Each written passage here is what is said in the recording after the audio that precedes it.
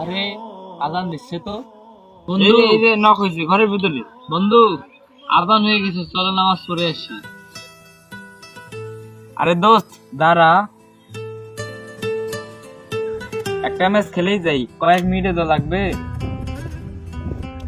হ্যাঁ ভাই, নামাজ পড়া বললে তো হবে। ভাবতো এই মুহূর্তে আমাদের ডাকে এসে যায়।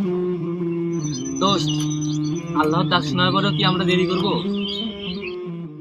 আরে ভাই এত ব্যস্ত হচ্ছিস কেন? 5 মিনিট দাঁড়া, ম্যাচটা শেষ করি। ধুর, আবারও হেরে গেলাম, আর খেলবোই না। তোর গেমে হারলে এতটা খারাপ লাগে, কিন্তু নামাজ হারালে কতটা খারাপ লাগা উচিত ভাবতো।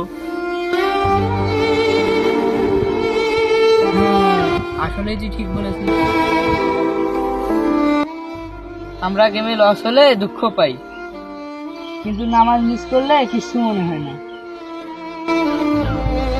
ভাই সত্যি তো, আমি সবসময় ফোনের গেমটাকে আগে রাখি, অথচ নামাজই আমাদের আসল জিনিস।